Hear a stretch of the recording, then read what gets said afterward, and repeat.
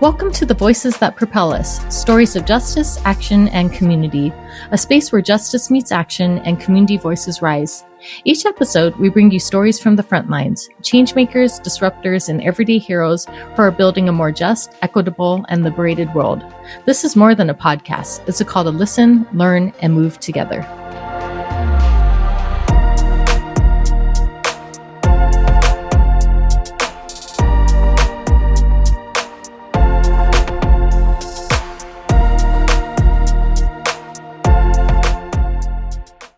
You were just listening to music from the incredibly talented Stephen Kong. You can find him on Spotify and Bandcamp. Today we have with us Alicia Gregory. Alicia is a San Jose native, currently serving as the Director of Fiscal Services at Monterey Peninsula College, following her role as Interim Vice President of Finance and Administrative Services at Cabrillo College. Her work centers on strengthening institutional operations with a focus on improving systems and reducing obstacles that can get in the way of student success. She holds both the bachelor's degree and an MBA from California State University, Monterey Bay, and is an AmeriCorps alumna, having completed 2 terms with the Public Allies program. Alicia brings a thoughtful, collaborative approach to her work and is deeply committed to equity, access, and creating environments where students can thrive. Well, hi, Alicia. I'm so happy and so grateful that you're here today. How are you doing today? Doing well. I'm happy to be here. And as always, a pleasure to speak with you, Denise, one of my favorite folks. No, me too. And, I think you just have an incredible heart and have done so much in community. I can't wait to talk more about that and, your journey of how you got there. So just to start off with, you're a San Jose native who's now shaping higher ed systems across Central Coast. What early experiences first made you care about equity and access? I think that what really made me care about equity and access is when you get into these systems and you start to begin to see the whole picture, right? Right. And so you don't know who doesn't have access until you realize what you have as your privileges and what those don't. And so I think very early on to the agency I really felt in college. So in college, it was my first time being a part of a group, right, where we worked to carry out social justice initiatives within the community. I was a student leader for these initiatives, and I saw that I could first make my change where I had all this extra cash on my student meal card that at the end of the year, me and other friends would buy literally cases of Snapple, and that would be what we did with it. Okay. And I thought, well, what if I stopped buying cases of Snapple and I bought 20 pounds of rice and gave it to the shelter that I was working at? Like, what if I did this? What if I did that? Because what really hit me was reflecting on the stories of those folks who came through that line, right? So the folks who came through the line were not very different than I. It was just around the resources that they had that was available to them and the pathways that they chose to do. A lot of it had to involve, unhealed things within themselves that they chose to either self-medicate or, a turn of where I maybe could have had the same pathway had I not had certain supports in my life. So what really drove me to equity was, one, seeing what change can happen, right? If we work collectively together. But secondarily was just understanding how 2 folks can travel through the same system and have opposite outcomes, and how that was unfair based upon just how they knew to navigate the system. And so I'm sorry, I'm sort of going all over the place here, but just really what drives me is I've always been someone where if I have $5, if I have $5 and you have $5 because you're my friend. And I really wanted to make a career where I was connecting folks with resources, because when I had that first experience of using my meal points, getting my friends to give me their meal points, and I delivered a truckload of food to the shelter, it was this most amazing experience to see that I had that agency. I had the ability to utilize resources to really really make a difference. And I think Yeah. that's part of what's driven me in equity is not knowing, right? Like what opportunities are out there. And once I got to experience those opportunities, I had very wonderful mentors in my life. And once I got to experience those opportunities, I didn't want to hold that out from anyone else. And I always think back to myself, Yeah. how would I be today if sixth grade Alicia had Yeah. had that opportunity? If sixth grade Alicia knew the agency she had within herself, what kind of woman would she have grown into today? And I take that with me to really serve a purpose for those young people in my lives and to really Right. promote them and think really hard about the pathway I'm building for folks and who really will be able to use it, if you will. Yeah, no, that's so beautiful. Thank you for sharing that Mhm. journey with us. But yeah, I actually want to talk more about that, like in your younger years. So, before you had any titles and leadership roles, how would you describe yourself as trying to be when that you first stepped into community focused work? Yeah, I think it was that's a very interesting question because I think that I didn't see myself as a leader for a long time. So Okay. I think that I felt that I had a really, in my earlier years, I was just trying to find place and purpose. And I never really found it in certain ways until I was in community and experiencing what it felt like to be a part of a community and give back to community, right? And Right. so for me, that happened with theater. So once I got to, before theater, back it up, I played softball my whole career up until high school. And that was my community. That's what I did. That's where I was, right? Mhm. And then in high school, I found theater, and theater was like a whole other community, a whole other sense of purpose, a whole other space for me to be and explore who I wanted to be, explore who I really was, right? And from there, I think that sort of took off for me Yeah. because I started to get small leadership roles, and then it starts to bring it out of you. Like, Yeah. I was the stage manager, and then that brought out different things within me of how I saw myself and how I carried myself and how things move forward. And then my earlier part in my career, I think maybe it's because being the oldest, right? If you're the oldest, which I am, Yeah, I'm the oldest too. I'm the oldest and a Virgo, so those are like two good combinations, right? I think when Right. you're the oldest, a natural leadership sort of comes of you. Some might say bullying, but that's not a natural bossiness comes. Okay. And I think that I really took pride in being able to be the fixer or helper. And I've always been a fixer or helper my whole life. Okay. And so when I joined AmeriCorps after college, I was Yeah. very excited about that opportunity. And AmeriCorps I'm really grateful for the leadership I had in AmeriCorps. Without AmeriCorps, I don't think I would be where I am today. And Yeah. that's a fact. There are wonderful mentors we had Right. inside. And I really learned what it meant to, as you know, Bettina was our director at the time of Right. Public Allies. And she said something that really stuck with me in the first year that I worked with Public Allies. And it is easy to die for the revolution. It's hard to Right. live for the revolution. Yeah, no, I remember that. And when she said that, it really kicked off the next part of my career, right? Okay. Like it really kicked off like doing things with purpose, moving forward, thinking about what's happening next, like how do we pivot or shift systems? And that's something that I really hoped to continue on. So I took that into most of my careers and was very vocal. I've never been shy. I'm an extrovert. My last name is Gregory, and I've held on that gregarious attitude since then. Yeah. And so I learned some hard lessons around like being loud or Hmm. whatever. Like if you're a leader, what you say means something. And I've said Yeah. things that have not been perhaps the right thing at the time, and I've learned from that. But I think I always think about that. How am I living for the revolution? Like how am I putting forth, how are my actions putting that forward? And that really led me along my pathway, right? So I started off doing direct work with students. Like I was in schools with students. I was doing after school programming. I really started off at that level.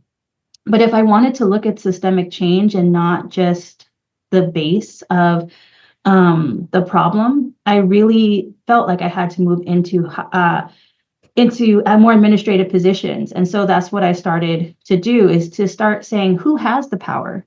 Right. And Right. how do I infiltrate that? And how do I progress myself forward? And where do I ultimately want to be or need to be to make that change? So I think for me, just growing up, like I said, being the older sibling, being someone who was inherently very strong-minded about what was right and what was wrong, using a lot of my faith as a Catholic to guide me on that moral compass. And that then took me into my pathway. And it's interesting because I was just talking with someone earlier about high school students nowadays, or maybe not even nowadays. Some high school students don't have the ability, don't have a set vision forth for themselves. And so because of that, there are educational opportunities that are missed for them. And that's unfortunate. And for me, I think that I've always had a drive and known, like, I'm going to do this or I'm going to do that.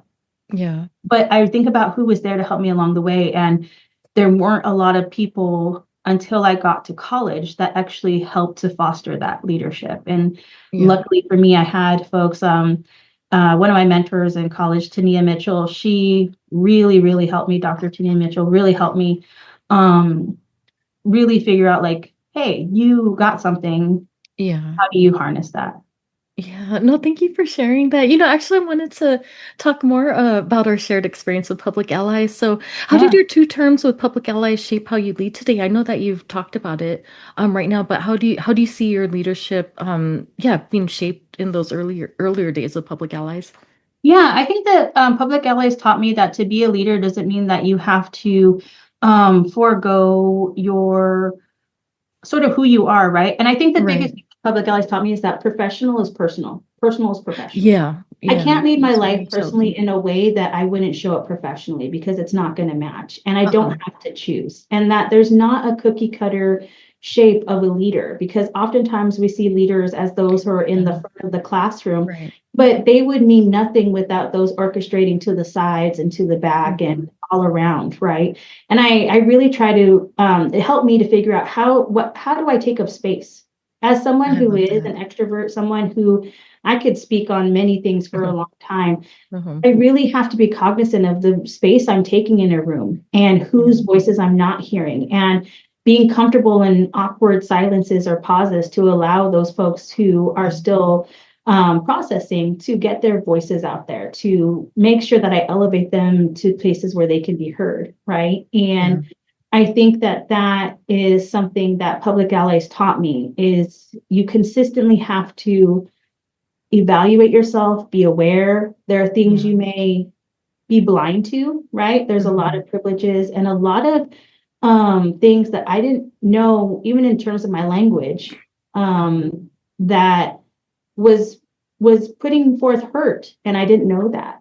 And putting a mirror up to my face is what Public Allies did, and I think that was the best thing for me at that time. And so I served 2 terms. The first term, I served and I worked with young girls with STEM mentors in Silicon Valley, Okay. which was great for me. And then from that, I really learned about budgeting your time and burnout, because I Right. did Right. way too much.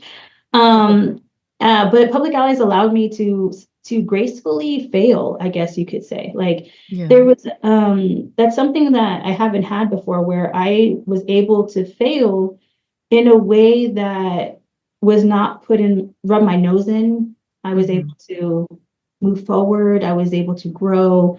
And it made the times I failed in the future be less scary, because now I had a mechanism for moving forward and channeling that failure Yeah. into growth and moving. And I'll always be thankful for Public Allies, because my second term actually started with me coming back from a failed dream. Went out to New York. I thought I was going to be on Broadway producer of that sort. Yeah. And I came back and I had broken my leg in New York. And when I came back, I was bedbound. And Public Allies said, yep, we'll have you back as a second year ally. Yeah. And you can have a placement with Public Allies. And that was a really fantastic placement because not only did I get to work more closely with some of the greatest people, I believe, Bettina and Alex, Yeah. I also had the opportunity to connect our wonderful alumni with each other and Yeah. to see what are we doing? How do we leverage this? How are we becoming leaders and making changes and pivoting? So and really reshaping, community in that way. So I think that Public Allies gave me a lot of leadership skills. It gave me things that taught me how to treat others and how to really invoke the best out of people. And Yeah. I can't tell you how many times I've gone back to my Public Allies handbook, pulled out some activity that we did, Uh-huh. and I do it for my team. And I almost feel like a fraud sometimes because they're like, you're amazing. And I'm like, oh, I'm just reiterating like what I was taught. And I always really, to me, I'd really always highly recommend doing a program like AmeriCorps. Yeah. I think we talked about, I do have some skepticism about AmeriCorps, and I've been the director of 2 AmeriCorps programs. Right. Right. And I do have some skepticism about AmeriCorps in terms of not what we were, not what we were doing, but I think putting folks, your most vulnerable folks, into positions where financially you're not able to Yeah. allow them to live even the basic of life and sort of choosing that. I view Public Allies as a privilege that I got to participate in because I did have the privilege to live with my parents at the time I did it right out of college. And had I had other family obligations or other things of that sort or had to live on my own, I don't know that I would have been as successful in the program or maybe taken from the program. It's sort of like that Maslow's hierarchy, right? I had my basic needs met. So Right. doing AmeriCorps allowed me to elevate to that higher level. Had I not had those basic needs met, I would have just focused on getting through my term and perhaps not have been able to take those other learnings from it. Right, right. No, thank you so much for sharing that. And another question I'd like to ask you, about your work is people don't always associate finance with equity. So how do you see fiscal services as a lever for justice and student success? Yeah, a lot of people don't. And so, Yeah, and it's yeah. not inherent. I think that something that's really got me into finance is I started off working as a program coordinator in higher education for an adult education program. Okay. And I was able to then see funding at a different level, right? And Uh-huh. nonprofits, our funding was like zero-based budgeting. Like you had no Right, money, right? right. So if you want to do anything, there's no money. And Yeah. now it was coming into a system where I was like, wait a second, I Uh-huh. have federal funds, I have state funds, and I can use them to shape programming and move it forward, right? Uh-huh. Because knowing where the money is helps in that situation. And so where Yeah. I see myself here having moved forward is I started to get very interested in where are all of these pots of money going, right? So Okay. what is the work that folks are doing? Where does our work intersect? And I really brought that nonprofit collaboration to the work that I do. And Okay. I think that's what's important when you're looking at finance is whether we like to admit it or not, money does make the world go round. Yeah, no, Um, totally, totally. and it's something that we need. And when I work in fiscal services, I'm not just here to a lot of people think I'm here just to sign checks or to say no to your requests or say we have no money for it, right? But Yeah. really what I'm trying to do is I'm trying to set up systems that enable you to run your programs, right? So for Yeah. fiscal, the better I am at streamlining programs, the easier it is for my academic and my student programs to do things on campus, to run big Uh-huh. events, to offer vouchers to folks, to keep food pantries open, right? Yeah. And me putting in good audit guidelines, and as nerdy as it sounds or whatever, Uh-huh. makes us a stable institution that then it's a sound bet to get money in the door, right? And so I always say, I'm setting up these procedures so that we have a clean audit each year, right? Right. We are shown that we're responsible for utilizing taxpayer money, right, at the institution I work at. And I want to ensure that we're great stewards of it. And how do you ensure being a great steward of it? Great control and those pieces. And when I have an institution that's fiscally responsible, seen as fiscally responsible and good stewards, it then allows for greater investment from community into the college or the institution, which then trickles into what we can offer students. So I see that as being a gateway in the door there, for folks, for student success, in that I'm trying to allow, when students come here, them to have their best experience by setting up great institutional practices and really looking at budget and shaping where budget goes, right? And so how are we splitting it up? How are we maximizing our programs in a way that allows us to fully serve those in our community? And so that's where I see the connection coming in. And I can also give analytical data to those decision makers who are on the student side. I can say, hey, analytically, we've spent this much money here. We've done this. And trust you me, never did I think I'd be the one to show numbers to a room full of people, right? Or to a board. But numbers tell stories, right? That quantitative data, I used to only focus on qualitative, right? But that quantitative data tells a story that then supports the qualitative pieces that you're putting together. And it further propels folks forward to do things that are right. And so sometimes you need someone to tell you, hey, you spent $1 million on this. If you want, and off the record, we don't spend $1 million on anything, but you really need to look at how you're focused there. And I think that I'm part, if you will, a whole structure, because we need folks who are out there asking students, how can you best be served?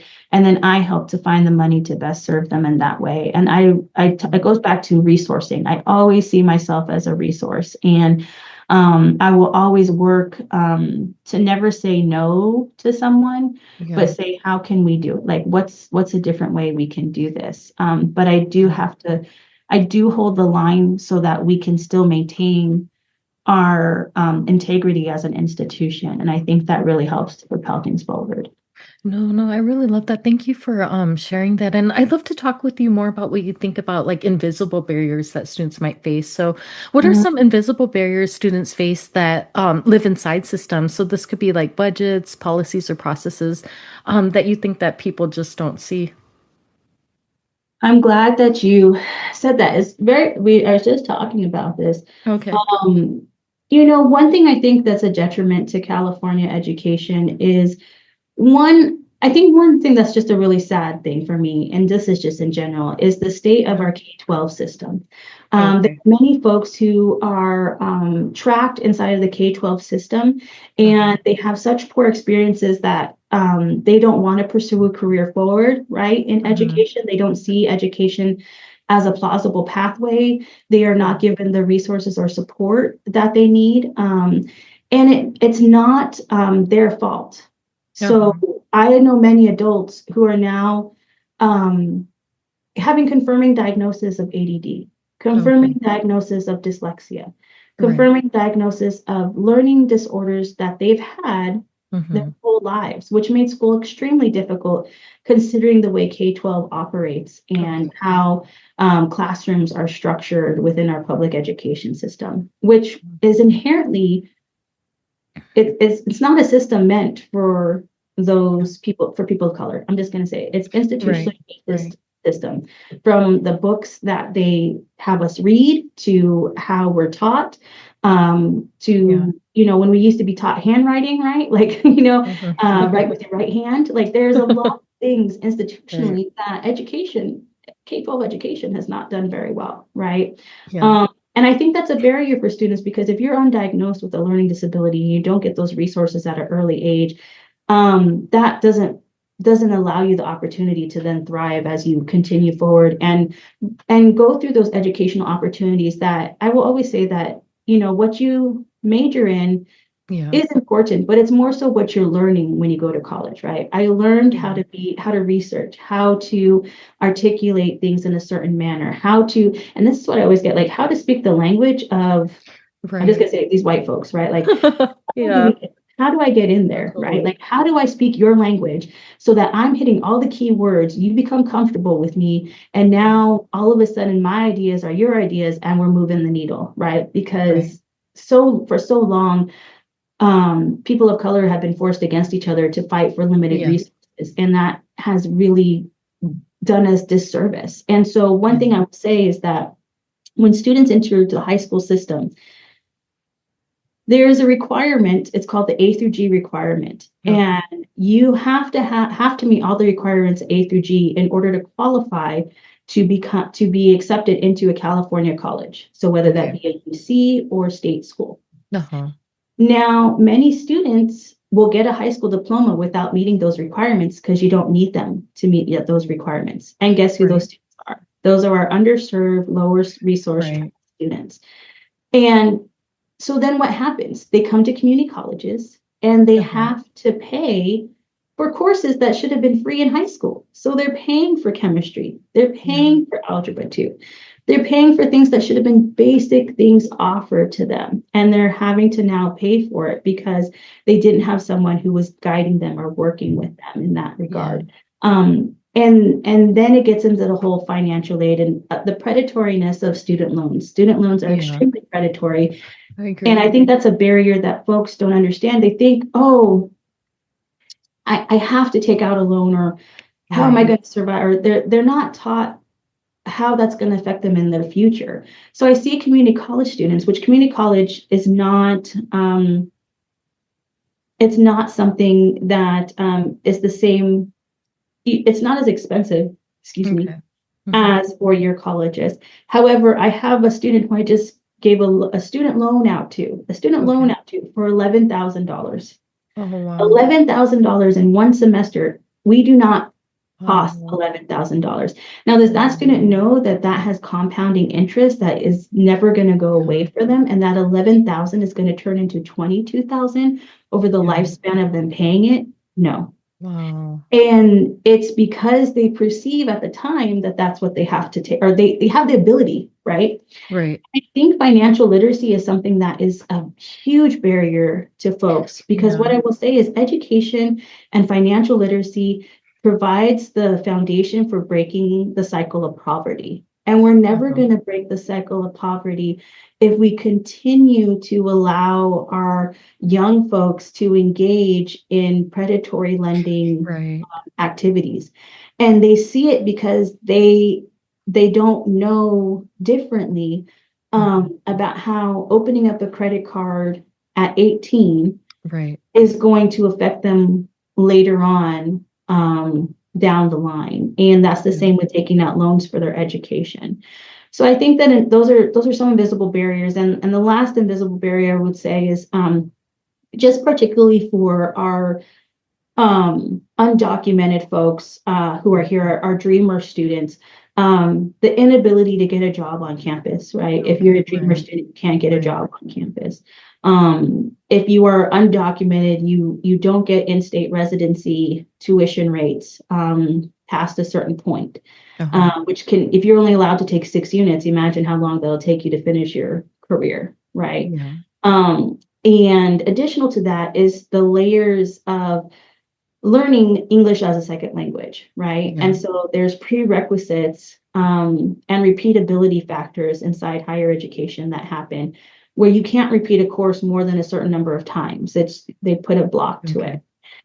And so for my English as second language learners, it's more difficult because they're already having to start behind the cue ball here. Like they're having to Okay. start behind the finish line or behind the starting line to get to the starting line to then move forward. And so the persistence of those learners Yeah. always amazes me. And I feel like that's something that folks don't understand as they move forward. And even Yeah. the ability to get financial aid.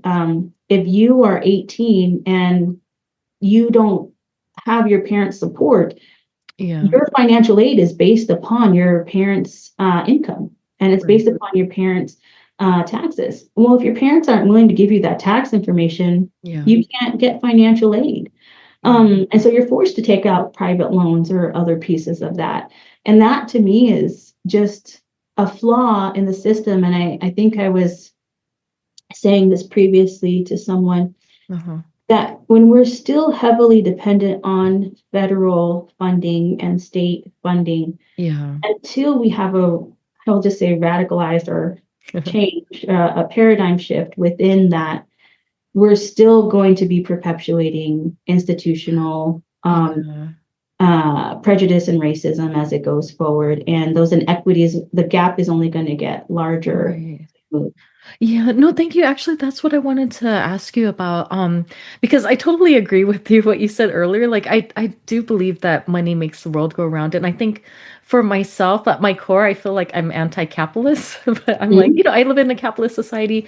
I gotta make it work. I gotta work these systems because, if not, I need to pay for my bills and also like we were talking earlier too about, nonprofit industrial complex, how to, just navigate within that system, still making change. So with that, when you're improving systems, how do you balance that efficiency with care and humanity? I feel like that's a hard one to say because I don't know that I've done it. I would say, Okay, okay. I feel like I try, I want to say that's what I strive to do. Yeah. I think that part of it is at times living in the gray, right? And Uh-huh. that means looking at systems and how they affect students. And like I said, it goes back to I try not to say no. I Okay. try to say, let's find a different way, right? Uh-huh. And so when you're looking at systems, you have to look at how you're building them and who you're building them for. And Hmm. this came up for me when I was early on talking about what does an inclusive classroom look like, right? Okay. And it's not about modifying the class. If you have and I'm probably going to butcher this, but Uh-huh. it's not about you have a class and then you add on to it to allow, like, to adapt to folks in the room, right? Like it's Hmm. something to adapt something to someone else, right? You already have a set structure Right. and you adapt it to them. It's an entirely different thing to build something with those folks in mind so they feel like they belong. They're not an Mm. add-on, right? Yeah. This building is designed so that everyone feels like they are included. They Right. Right. they were part of the thought process, part of the design. And it's not like something that happened as an afterthought, right? Mm. Like it's not like, Hmm. oh, here's the door on this side and there's a ramp on the other side of the building, but at least we made something where you can now get in the building, right? It's Yeah. about that equity. And so when I look at building systems, I look at building systems that are not just going to be at the benefit of the institution, right? Mhm. But really look at those systems and how would I navigate as this person, as this person, as that person, right? When I talk about those invisible barriers, I talk about the barriers that students face in navigating and traversing forward. If they come up to a fiscal barrier of, Mhm. let's say it's $100, Okay. that may cost them like not to come to school. And they're like, I'm Right. just done. I did everything I could. Now you're telling me I owe $100 and I don't have Yeah. $100. I'm just gonna drop out, right? Yeah. And so I constantly think about that when I'm looking at our systems to ensure that there is equity, there is accessibility, Okay. that you don't have to know the right people to get certain resources, that this is Mhm. just plentiful and out there. And I try to push that from an administrative standpoint of saying Okay. we're not adapting to our students, we're building for our students. And I don't know if I'm making the distinction the way I hear it in my head, Hmm. but it's something that's different. Like when you have something Yeah. that is really designed to support who you are. Yeah. And it's not an afterthought of design. Like, it's not like, okay, we're designing it and then we add on to it. Mm-hmm. It changes how you enter space. And Yeah. when you enter a space that's made for you, that's how I see our systems. When I create systems that are made for equity and made for students, right, to think about them and think about what they may be, that creates that system, right? And Yeah. always thinking though, and I have to administratively, like I need to follow the rules. So where I Right. said I do live in gray sometimes, I am very much a rule follower. Okay. But I try to figure out, okay, these are the rules. Yeah. One, if they're not serving our students, how do I change the rules, right? Mm-hmm. Like, how can we work with legislation to change the rules? Okay. And two, until we can make that change, how do I work within these rules in order to serve students? Yeah, no, I really love that. Thank you for sharing that. And, something that I want to do with this podcast is like, let our listeners know like tangible steps that they can take to also like create change that they want to see. Cause, I think it's like can be so overwhelming for folks, including Yeah. myself, been doing this community work for this many years. But, um, for listeners who want to make change from within systems, what advice would you offer to them? I think that part of me wants to say, like, be a sleeper and get your way to the top and then blow it Uh-huh. up. Like, that's what I feel like Yeah, no, I sometimes agree. is what I feel like. But no, Yeah. I think that one thing to work within systems is to bring your genuine self. If you bring Okay. your genuine self to your work and you are authentic and you hold integrity and you are a leader that shows that, it starts to make a difference for folks around you and they see you differently. Mhm. And so I think that it is to walk not in fear, right? To Right, right. have the ability, and it's also comes with but it comes with a place of privilege, right? Like, Hmm. and so I'm trying to figure it out for myself because I've had the privilege to be able to walk tall, stand tall, Right. and be my authentic self in spaces. But have also understood when there are spaces I can't be my authentic self, and how do I then, work on Yeah. that? Understand. I feel like I'm being oxymoron, but there are times when like I can't be my authentic No, self. I totally That's get a you. better that Yeah. serves my community better because Right. I'm still able to stay in the room. And so since I'm able Yeah. to still stay in the room, it allows me to then sit back, Yeah. not speak, and then try to look at it from a different perspective. So Yeah. those are things that I would say is that when you speak your truth, live in your genuine self and hold integrity, it it really starts to shift the needle more than you know, because I honestly say that positivity Hmm. spreads faster than negativity in Yeah, terms I of agree. lasting effects. And it's hard because Yeah. it's easy to be negative. But if you're a Hmm. positive person, you can start to change a lot of things there. Yeah. And I think it's other things like I'm just going to say I'm a big firm believer in supporting Girl Scouts. If I see Okay. Girl Scouts, not only do I love the cookies, I just love the program, right? So I'm like, Girl I Scouts. should have known that I, because I didn't. My daughter was a Girl oh, Scout. She you sold should cookies. have sold me some cookies because I will buy every time. I cannot stop. Do you know they have a new flavor this year? Is it the gluten-free flavor? Oh, I don't know. People say it's not good. It's like a Rocky Road flavor. Oh, I Yeah, did see that one. I yeah. I don't deviate because Okay. I tried before with Girl Scout cookies. And let me say, now Girl Scout cookies are $7 a box. When I remember when Really? they They were did away. 4. Oh, So wow. Okay. it's changed. But what I will say for that is Yeah. me as a leader in my office, I Uh-huh. believe in Girl Scouts. I think they're amazing, right? Okay. I said, you know what?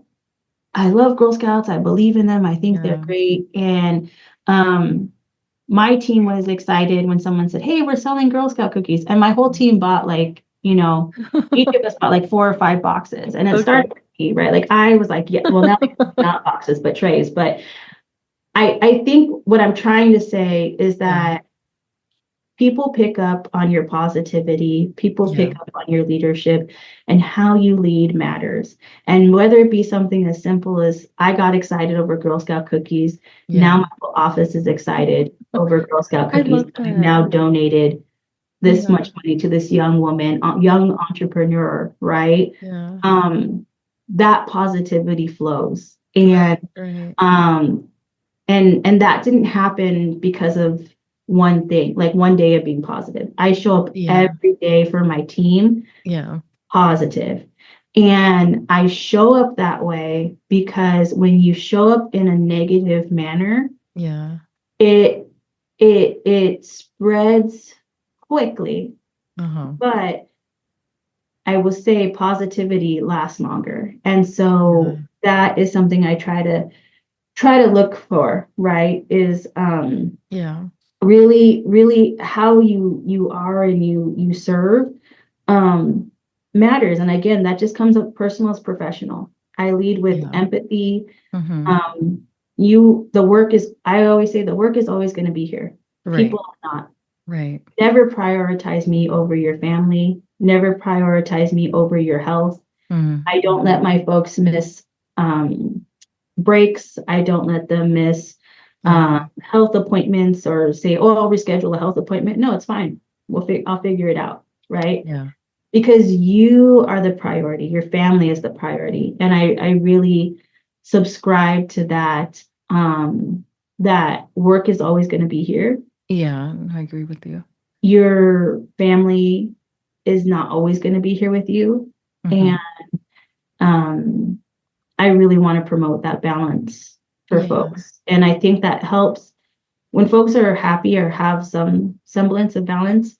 I tend to find that you get better productivity than I agree.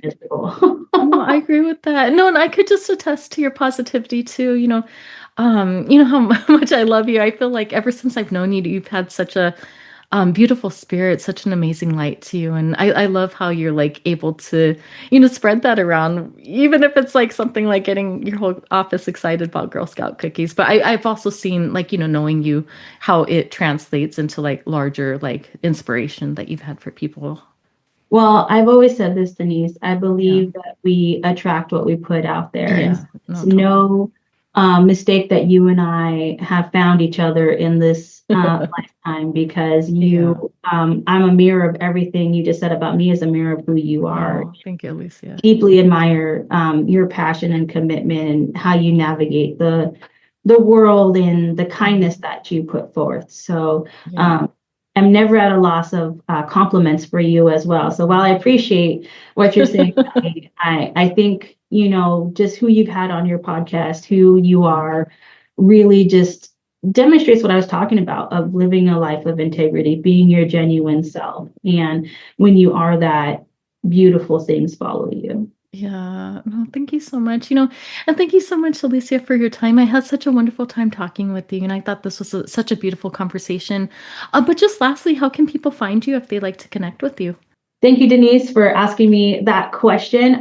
You can find me on LinkedIn. It's my first name and last name on LinkedIn, and feel free to add me to your network. I'm more than happy to answer any messages or connect with you. And hope that folks, if they're looking to learn more about getting into higher education or getting into finance, like definitely feel free to connect with me on LinkedIn, and I'll be sure to work with them in any capacity I can.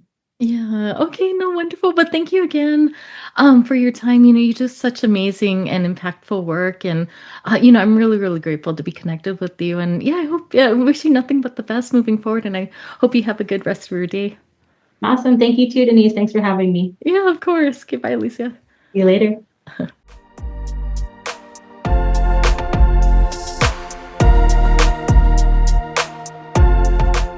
Thank you for being here and tuning in to Voices That Propel Us, stories of justice, action, and community.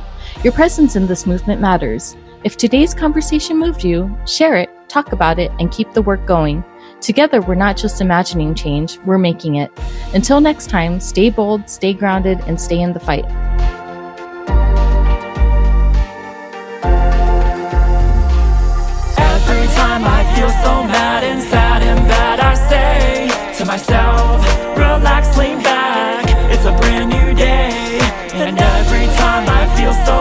that a frown is all that